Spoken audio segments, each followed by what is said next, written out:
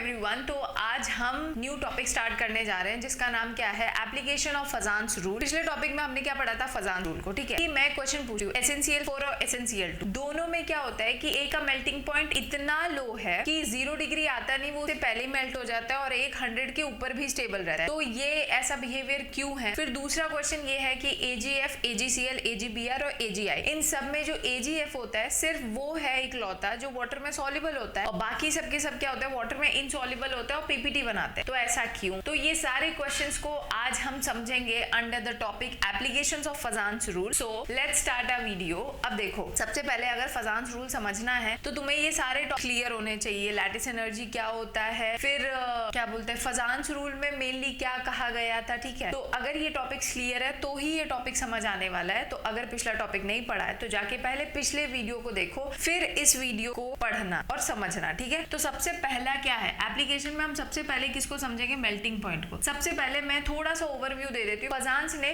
वो फैक्टर जो पोलराइजेशन को इफेक्ट करते हैं उनको एक्सप्लेन किया था। ठीक है, अब पोलराइजेशन क्या होता है, कोवेलेंट कैरेक्टर का डेवलप होना, इसी को हम लोग क्या बोलते हैं, पोलराइजेशन। और हमने क्या बताया था कि कोई भी आयनिक कंपाउंड 100% आयनिक नहीं होता है, उसमें कोवेलेंट कैरेक्टर डेवलप हो जाता है। रीजन क्या है, मेनली जब केटाइन का साइज छोटा हो और एनायन का साइज बड़ा होता है तो ही पोलराइजेशन डेवलप होता है। ठीक है, फिर उसके कुछ फैक्टर्स थे जो मैंने एक्सप्लेन कर दिए थे। अब देखो, सबसे पहला फैक्टर क्या है, मेल्टिंग पॉइंट में क्या फर्क पड़ता है। ठीक, तो देखो मेल्टिंग पॉइंट जो होता है ना वो आयनिक कैरेक्टर के डायरेक्टली प्रोपोर्शनल होता है एंड कोवेलेंट कैरेक्टर के इनवर्सली प्रोपोर्शनल होता है। या फिर कह सकते हो कि आयनिक कंपाउंड्स के मेल्टिंग पॉइंट ज्यादा होते हैं और कोवेलेंट कंपाउंड का मेल्टिंग पॉइंट क्या होता है, कम होता है। ठीक, इस चीज को मैंने विथ डाटा पिछले वीडियो में एक्सप्लेन भी कर रखा है। तो अब यहाँ पे देखो क्या है, SnCl4 और SnCl2, इन दोनों में किसका मेल्टिंग पॉइंट, SnCl4 का मेल्टिंग पॉइंट पता है कितना होता है, -33 डिग्री सेंटीग्रेड। हाँ, और एक का होता है 246 डिग्री सेंटीग्रेड। मतलब सोचो एक इतना ज्यादा,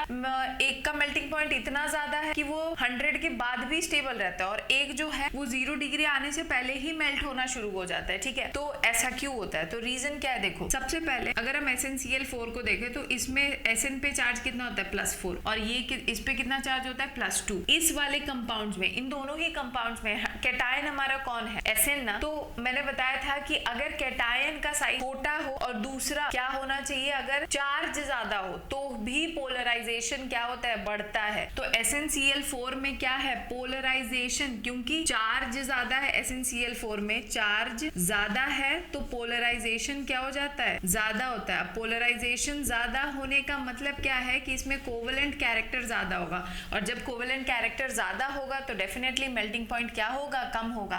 तो इसीलिए SnCl2 का मेल्टिंग पॉइंट ज्यादा होता है एज कंपेरेटिव टू SnCl4।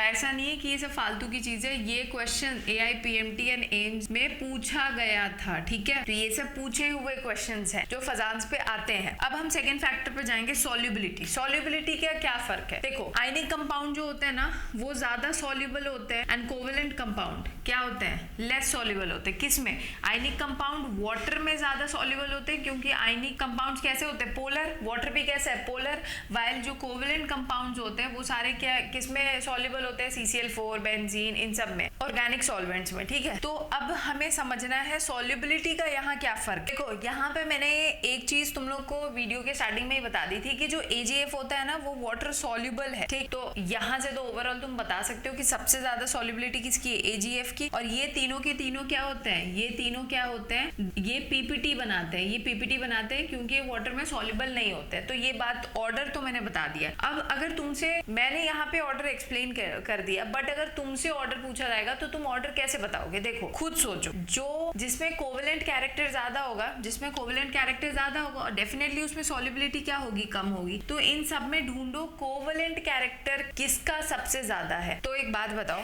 इसमें कैटायन तो सेम है, Ag+, चार्ज भी सब पे सेम है, तो हम किससे डिसाइड करेंगे, साइज से।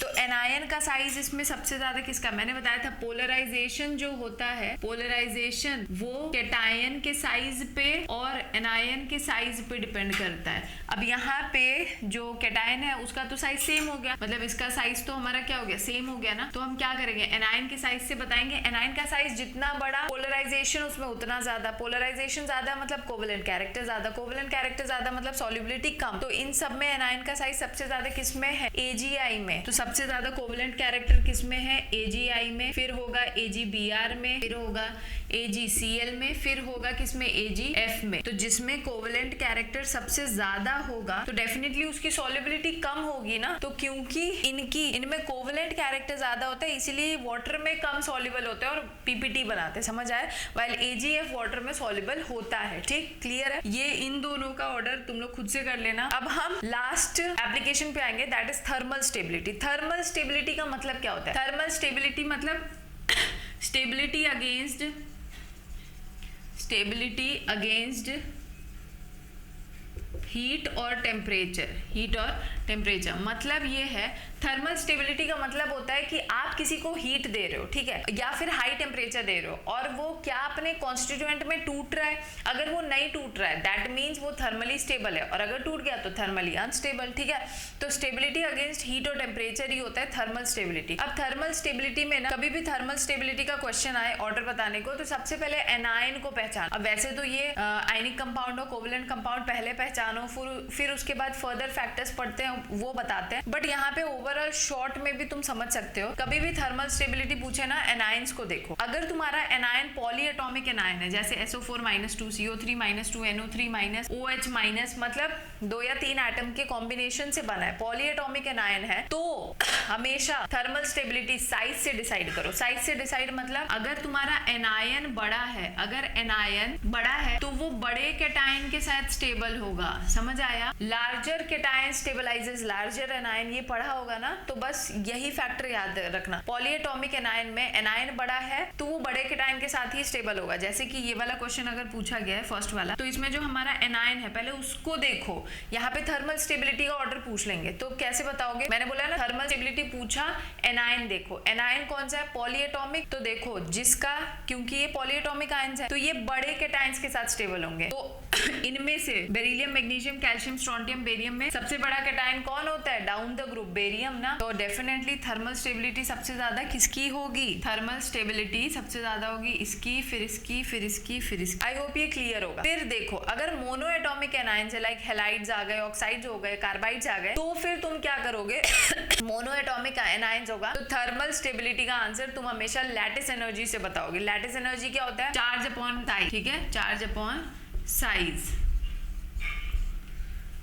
अब जैसे ये सेकंड वाला क्वेश्चन अगर पूछा जाए तो इसमें H- है ना, तो H- छोटा एनायन है, तो छोटा एनायन है। अब हम यहाँ पे किससे डिसाइड करेंगे, लैटिस एनर्जी से। लैटिस एनर्जी मैंने बताया था ज्यादा कब होता है, लैटिस एनर्जी 2 ही फैक्टर पे डिपेंड करता है, चार्ज और साइज। अब इस वाले क्वेश्चन में चार्ज तो सभी का सेम है तो हम साइज से डिसाइड करेंगे। अब साइज से कैसे डिसाइड करोगे, लैटिस एनर्जी ज्यादा कब होता है, जब चार्ज ज्यादा हो, साइज छोटा हो, समझ आ रहा है। अब इसमें चार्ज तो सेम है तो लैटिस एनर्जी किसकी ज्यादा होगी, जिसका साइज छोटा होगा उसका लैटिस एनर्जी ज्यादा होगा। तो इनमें से सबसे छोटा साइज किसका होता है, lithium, sodium, potassium, rubidium, caesium. सबसे छोटा साइज किसका होता है, लिथियम का। तो इसका मतलब जिसकी लैटिस एनर्जी हाई होगी उसकी थर्मल स्टेबिलिटी भी तो हाई होगी, तो इसकी थर्मल स्टेबिलिटी सबसे ज्यादा होती है, फिर इसकी, फिर इसकी, फिर इसकी। समझ आया। लास्ट वाला क्वेश्चन तुम लोग खुद से ट्राई कर सकते हो। तो ये था एप्लीकेशन ऑफ फजान्स रूल, मतलब कुछ बिहेवियर जो है कंपाउंड के वो कौन एक्सप्लेन करता है, फजान के एप्लीकेशन से हमें समझ आता है। आई होप आज का वीडियो क्लियर होगा और जो मैंने पुराने वीडियोस बनाए वो भी समझ आए होंगे। अगर वीडियो अच्छा लगे then do share it with your friends. अगर कोई डाउट है तो कमेंट सेक्शन में पूछो। मिलते हैं नेक्स्ट वीडियो में, तब तक अपना ध्यान रखो। Thank you and bye.